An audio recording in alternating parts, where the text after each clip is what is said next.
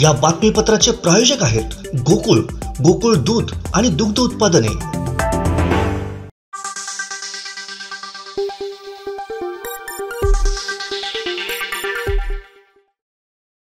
असं म्हणतात की राग हा सुखाचा शत्रू असतो।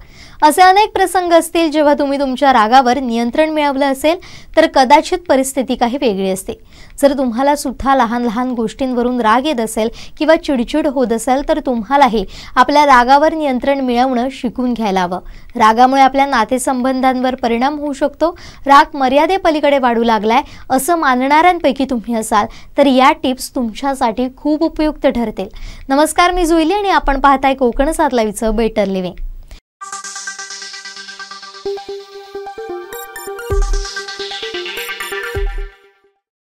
कधीच न चिडलेली व्यक्ती सापडणं केवळ कठीणच नाही तर अशक्य बाब आहे। राग ही एक सामान्य भावना आहे। कुणालाही त्याच्या मनाविरुद्ध काही झालं किंवा दुखावणारे शब्द जर कोणी वापरले तर राग येणं स्वाभाविकच आहे। पण जर आक्रमकता, उद्रेक किंवा शारीरिक हिंसा झाली तर राग त्रासदायक ठरू शकतो।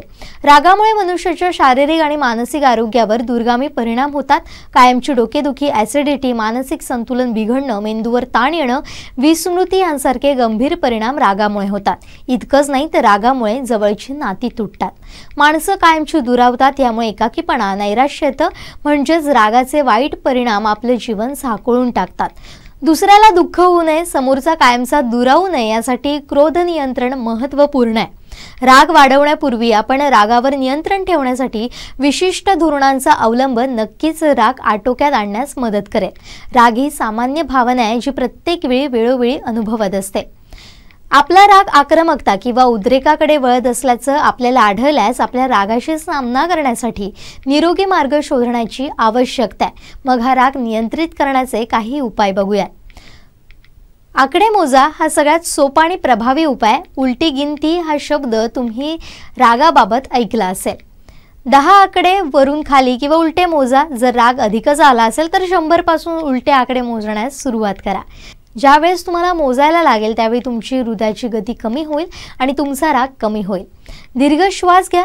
तुम्ही रागावलात की श्वास घेण्याची प्रक्रिया जलद होते, तसेच श्वसनाची गती कमी जास्त होते। दीर्घ श्वसन हा रागावर नियंत्रण ठेवण्याचा महत्त्वपूर्ण उपाय आहे। निसर्गाच्या सानिध्यात फेरफटका मारा। चालण्याचा व्यायाम आपल्याला शांत करण्यास आणि राग कमी करण्यास मदत करू शकतो, त्यासाठी फिरायला जा।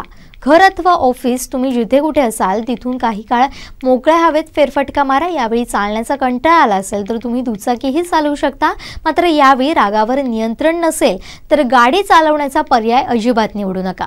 अवयव मोकळे करणारे काही आपल्या मनासाठी आणि शरीरासाठी चांगले असतात। स्नायूंना आराम देखील द्या। स्नायू विश्रांतीच म्हणजे आपल्या शरीरातील विविध स्नायूंना ताण पडेल अशा हालचाली कराव्यात आणि हळूहळू ताण कमी करावा। जेव्हा स्नायू ताणत असतात आणि सोडतात तेव्हा हळूहळू लक्षपूर्वक श्वसनाकडे लक्ष द्या। यावेळी मेंदूवर आणि परिणामी संपूर्ण शरीरावर रागामुळे आलेला ताण कमी होईल आणि मूडही फ्रेश होईल। एक शब्द किंवा वाक्य शोधा जे आपल्याला शांत होण्यास आणि रिफोकस करण्यास मदत करते। आपण अस्वस्थ असता तेव्हा शब्द पुन्हा पुन्हा सांगा। 3 इडियट्स मधला रॅन्चो आठवा, तो सारखा ऑल इज वेल म्हणतो। हे राग नियंत्रणाचं उत्तम उदाहरण आहे। एका शांत खोलीत पडल्यावर आपले डोळे बंद करा आणि काल्पनिक दृश्यात स्वतःला गुंतवा।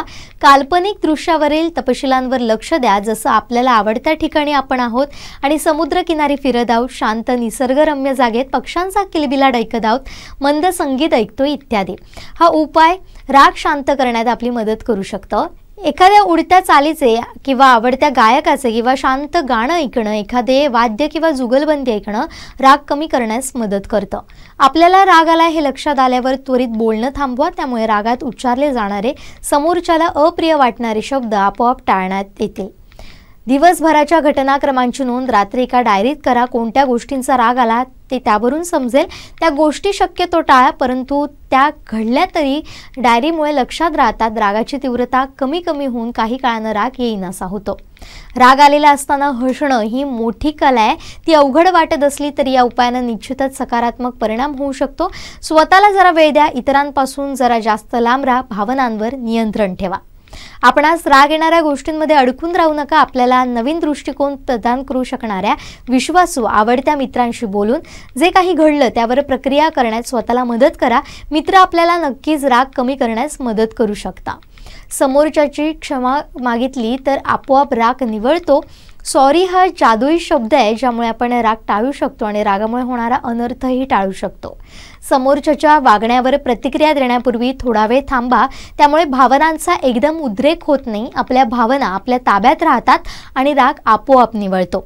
ज्या व्यक्तीमुळे आपल्याला राग आला तिला त्याच्या चुका थेट ओरडून सांगण्यापेक्षा एखादं पत्र किंवा ईमेल करा. बहुतेकदा आपल्या भावना एखाद्या रूपात व्यक्त करणं आपल्याला गरजेचं असतं. आपण बोलून व्यक्त करू शकत नाही अशा वेळी पत्रातून मन मोकळं करा. ज्यानं आपल्यावर अन्याय केलाय त्याला क्षमा करण्याचं धैर्य असणं हे खूप मोठं कसब आहे. क्षमा अशक्त लोकांची शक्ती आहे.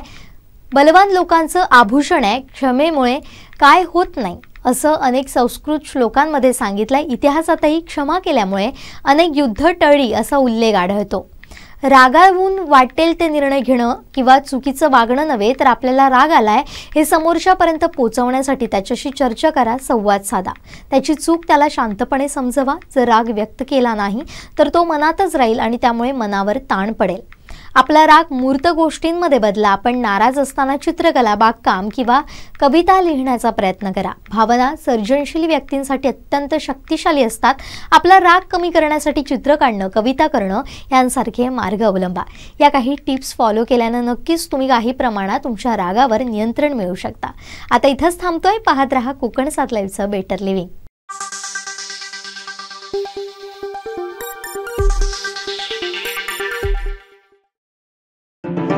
या बातमीपत्राचे प्रायोजक होते गोकुळ. गोकुळ दूध आणि दुग्ध उत्पादने.